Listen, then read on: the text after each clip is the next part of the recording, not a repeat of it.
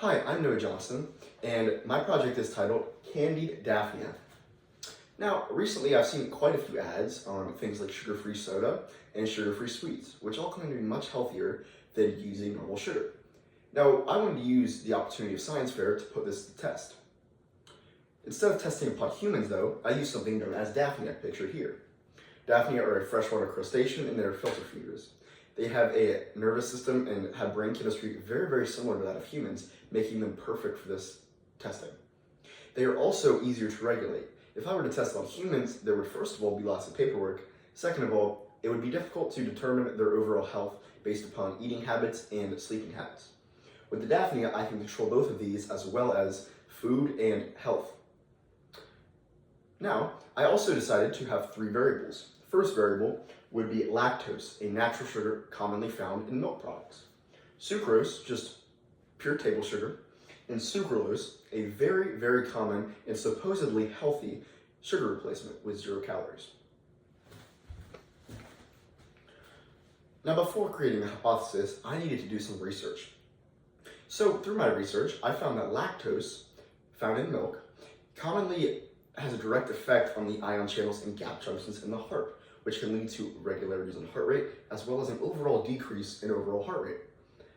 Now, sucrose. Sucrose is shown to release something known as dopamine. Dopamine is essentially a happy chemical.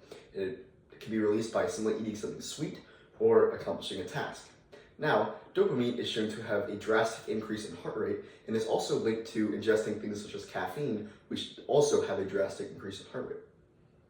Now, sucralose. Sucralose involves a nerve transmitter called acetylcholine, as well as an enzyme that breaks down the nerve transmitter called acetylcholine esterase.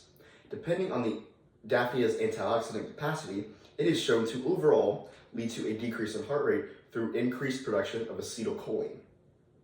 Thus, based on this data, I hypothesized that if Daphnia are given lactose, sucrose, and sucralose, the sucrose will lead to the largest increase in heart rate, and the sucralose will lead to the largest decrease.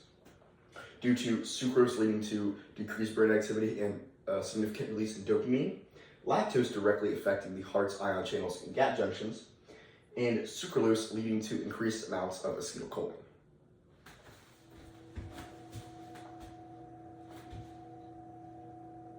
Now, in order to conduct my experiment,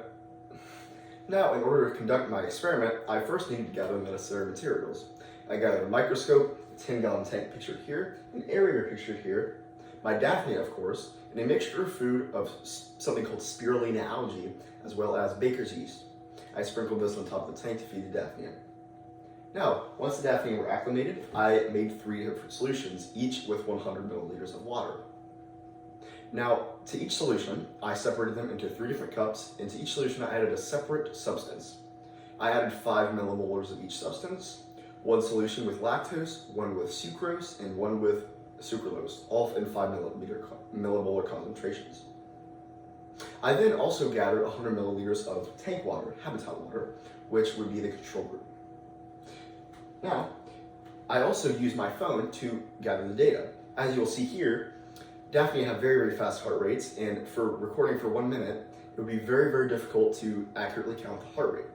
Now, I positioned my phone in slow motion mode over the microscope after setting up the slide, and then I went back later after all my tests were done and counted the heart rate to develop accurate results.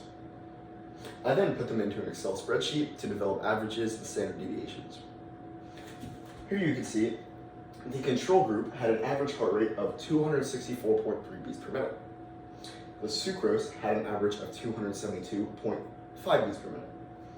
Lactose had an average of 282.2 beats per minute. And sucralose had an average of 269.6 beats per minute.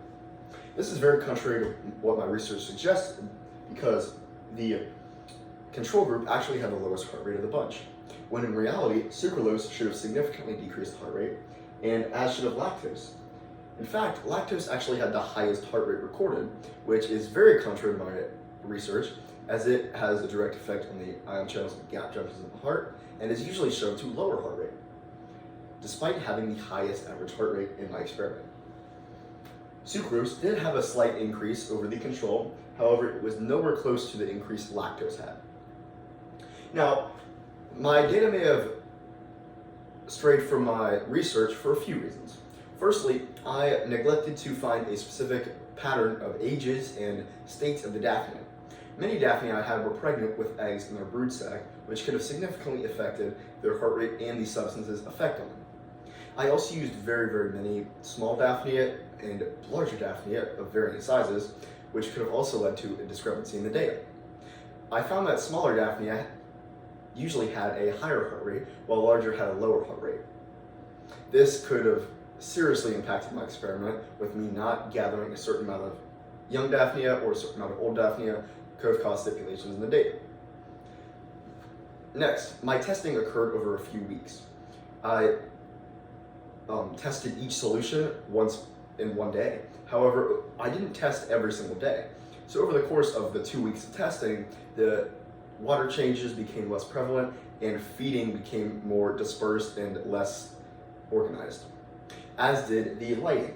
I turned off the light every time I went to bed. However, I went to bed at very different times each day, which could have led to stipulation in the data from earlier in the weeks and later in the weeks as they were in different conditions. Now, if I were to do this experiment again, I would fix these errors as well as adding larger concentrations. I use very low concentrations, particularly due to the dangerous effects of sucralose on Daphnia. Sucralose is very potent to Daphnia, and a larger dose could have easily killed them. Thus, I scaled every single concentration down to have equal concentrations of each substance. However, in the future, I would likely make potency-based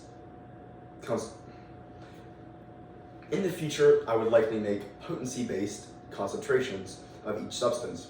This would allow for more accurate distribution of data, as well as a better understanding of what each substance actually does. Now, I think my project can be applied to the medical field, as it shows the effects of each substance on the heart rate of Daphnia, which are very similar to humans once again, and therefore it can kind of mirror the effects of each substance on our heart rate, which can be used in determining the daily average that we should have of each substance, and if sucralose is really healthier than a natural sugar like lactose or sucrose. Thank you.